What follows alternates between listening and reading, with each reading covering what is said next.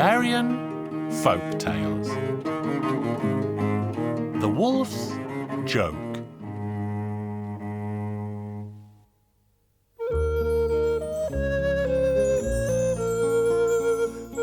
Once upon a time, there lived a man called Uncle George Fox. This Uncle George Fox had a horse, a sheep, and a pig.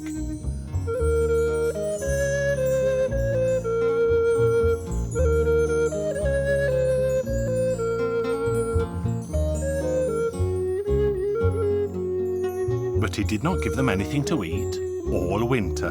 They were so skinny by springtime that their bones were sticking out. He ushered them through the gate and said, "Off you go, you'll make good food for wolves, and why didn't you grow fat in wintertime?" But how could they if he didn't feed them? This was overheard by a wolf. When the horse walked past him, the wolf said, "Stop right now and let me eat you. That's what your owner said." "You may eat me if you will, but can't you see I'm all skin and bone?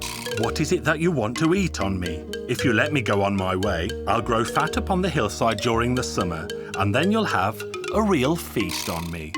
Well, the wolf let the horse go, and off it went. Then the pig came.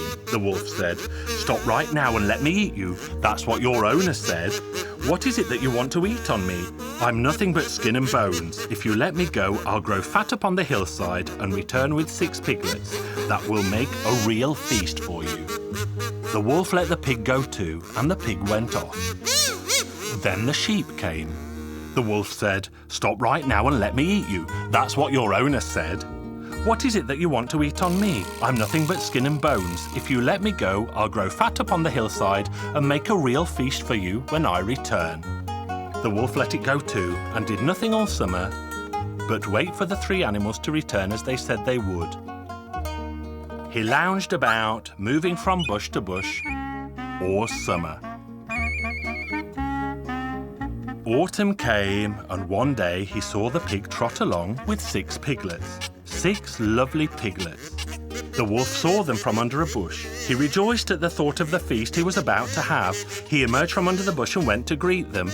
"Jolly good you didn't deceive me. I've been looking forward to eating you all this time, and now I'll have my feast." Then the pig said, "If I had meant to deceive you, I wouldn't have come this way, but there's one small problem." "What is it?" "There was no one up on the hillside, and so the piglets haven't been christened yet. They ought to be christened first because it's not good to eat them like this." "Where can they be christened?" "Here in the village. The priest will do it." "Oh, all right then. Take them to the priest, have them christened, and bring them back."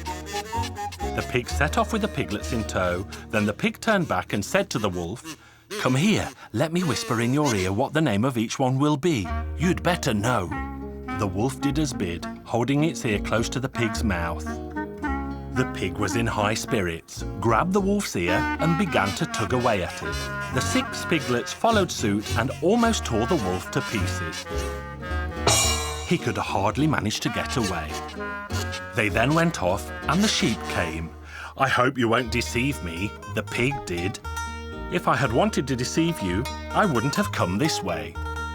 "Stop then and let me eat you. At least you'll make a good feast for me."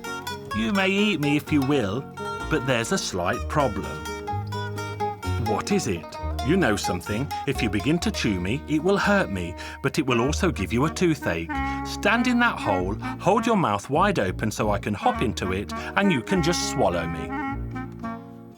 The wolf stood in the hole and opened his mouth. The sheep prepared itself, took a nice long run, and hit the wolf so hard that it somersaulted like a ball. Then the sheep leapt over it and ran off. Then came the horse. The wolf stood in front of it and said, "At least you had better not deceive me.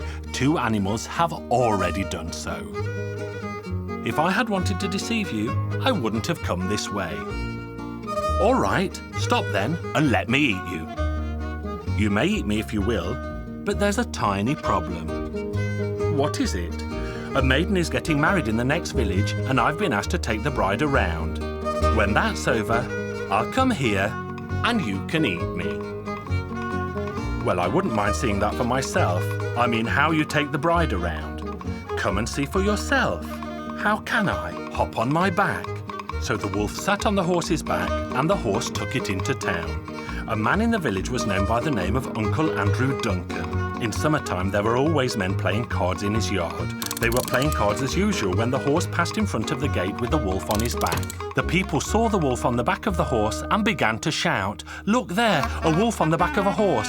Look there, a wolf on the back of a horse!" Each one of them reached for a stick or an axe. The horse slowed down so that the people could catch up with it. This they did, and the poor wolf had a hard job trying to get away without being battered to death. There was a man in the village called Uncle Pete Kalan. He was gathering wood in the forest when he saw the wolf approaching. So Uncle Pete Kalan swiftly hid behind a big tree so the wolf wouldn't see him. The wolf happened to sit down under that very tree, keeping his eye on the village in the distance. Then he began to say to himself, "It serves me right. I was so foolish. I wish someone would hit me right now." Uncle Pete Kalan hit him so hard with the axe that the wolf was almost knocked dead. "Heavens," the wolf said. "It was only meant to be a joke."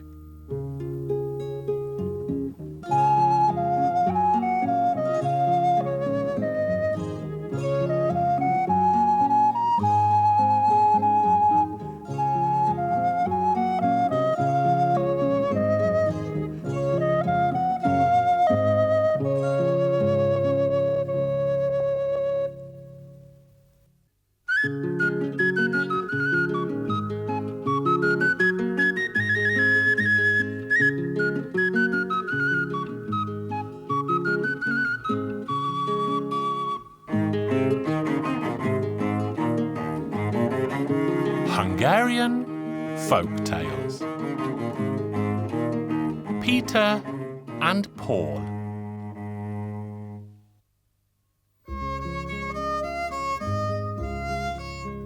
Once upon a time, there was a poor man. He was as poor as a church mouse. Children, he had many though, but apart from them, he had nothing but a single cockerel.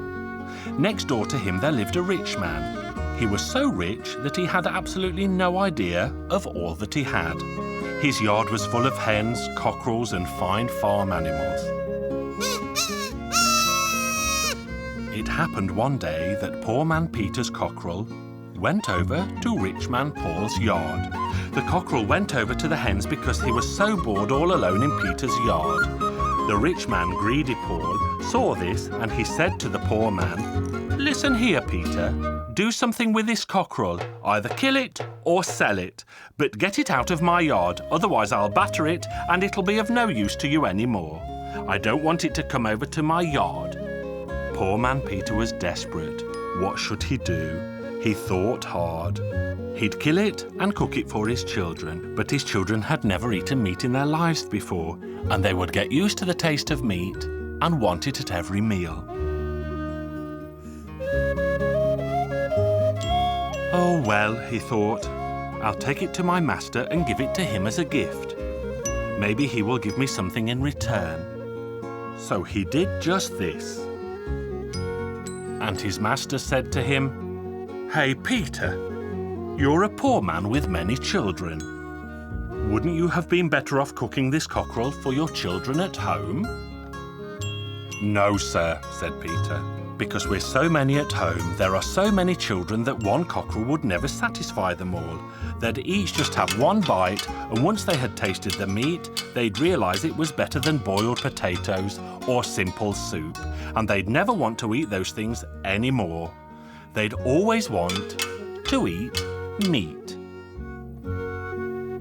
"All right, Peter. We'll roast this cockerel for dinner today, but I want you to be here to serve it to us." The master had 2 sons, 2 daughters, and a wife. So they were 6. Peter went to their house at midday when dinner was going to be served. There was the roast cockerel on the table. Peter thought hard and began to carve. He reasoned thus: "The master and the lady of the house are the head of the family, so I'll cut the head and the neck off for them. I'll give the 2 wings to the 2 young ladies so they can fly off with more ease when it comes to marrying. The young masters will get the 2 feet so they can run better. And I, poor devil, will make do with what is left. This way he himself had the bulk of the cockerel. The master rewarded Peter for his wisdom. He gave him a horse, a cart, a plough, and everything to go with it, as well as some land to farm as his own. He told him to run his own farm and grow rich on it. Rich man Paul got word of this. He was ever so envious.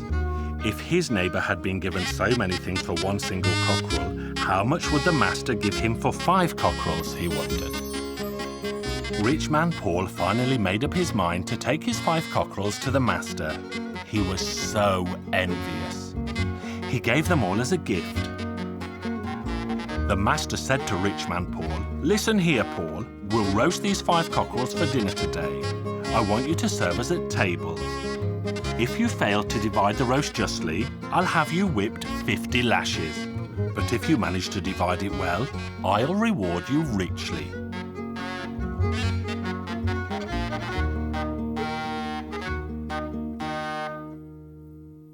The 5 cockerels were roasted, and none was cut up. They were all in one piece. Rich man Paul went to the master's house, but he couldn't divide the meat justly in any way.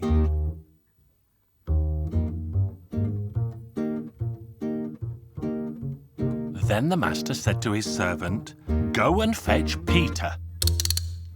So Peter came. "Well, Peter, you'll have to divide these 5 cockerels among us." Peter thought hard. "Well," he said, "I've always believed in the Holy Trinity. This time I'll be guided by it too. I reckon the master and the lady of the house and a cockerel will make a trinity." "By the same token," he said, "the 2 young ladies and a cockerel will make a trinity. The 2 young masters and a cockerel also. So I, poor devil, and 2 cockerels will also make a trinity." This cheeky but shrewd way of dividing the roast made the master and his entire family laugh. The master richly rewarded Peter again and had the rich man Paul whipped as he had pledged. Paul was given 50 lashes and told never to return to the palace again.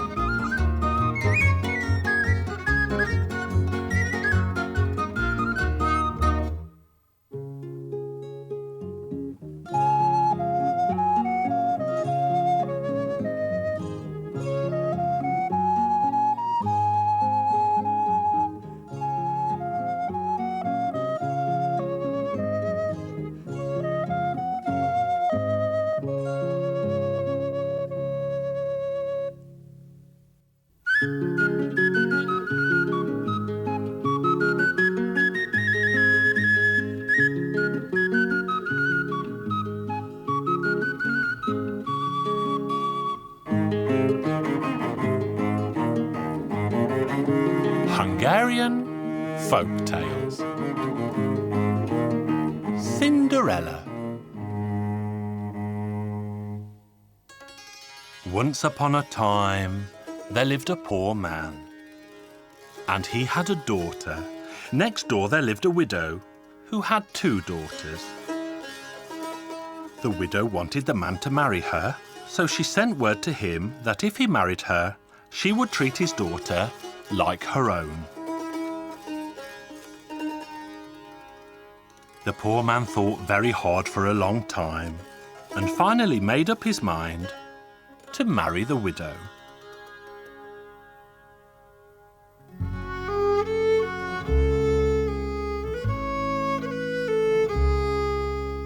The stepmother always treated her stepdaughter like dirt and never went out of her way to cause her sorrow and pain. When Sunday came, the widow and her 2 daughters prepared to go to church. The stepmother said to Cinderella, "Here, while we're away at church, pick out the peas from the ashes, cook them, and serve them." The stepmother and her 2 daughters went off to church, and Cinderella was left behind. and she was about to begin to pick the peas out of the ashes when a flock of doves flew in through the window. They dropped 3 nuts and set about separating the peas from the ashes. The 3 nuts were sent by Cinderella's mother.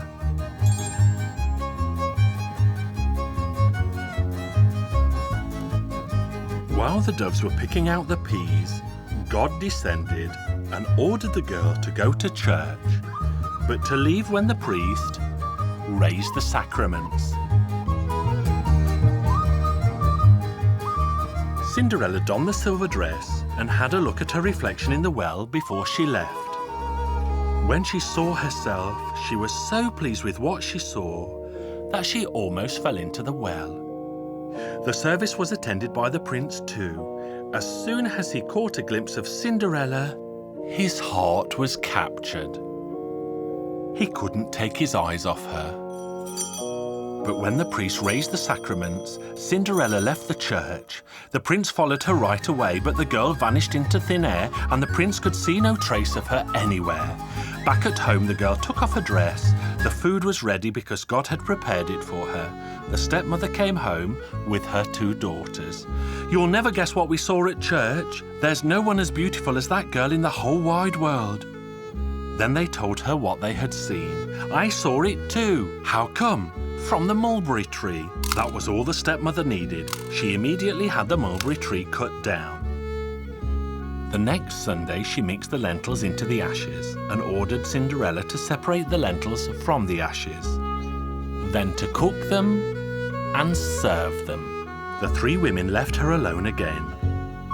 Then God descended with his angels and ordered them to do Cinderella's chores. He told the girl to get ready and do the same as she had done the Sunday before. This time, Cinderella donned the golden dress. As she was setting off, she looked in the well and was enchanted by what she saw there. The prince was already expecting her. When the priest raised the sacraments, Cinderella left the mass. She vanished into thin air again. When Cinderella arrived home again, all the food was ready because God had prepared it all. "You'll never believe what we saw. I saw it too, from the top of the well." The stepmother had it cut down at once.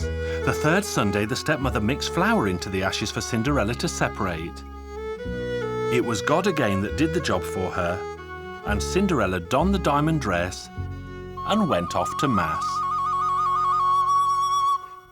But not without looking in the well first. She couldn't believe her eyes, she was so dazzling. When the priest raised the sacraments, she got up to leave. But the prince had had the threshold of the church covered in glue, so one of her shoes got stuck. The prince picked up the shoe and set off on horseback to look for its owner.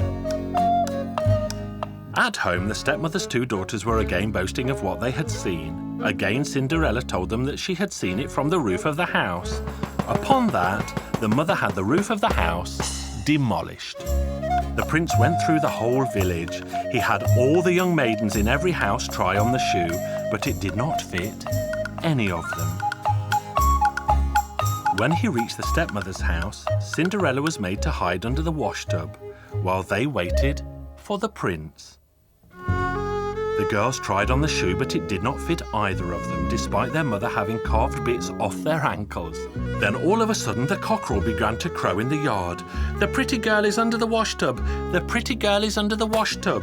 The stepmother heard this and began to chase the cockerel, but the prince heard it too. The pretty girl was indeed under the washtub.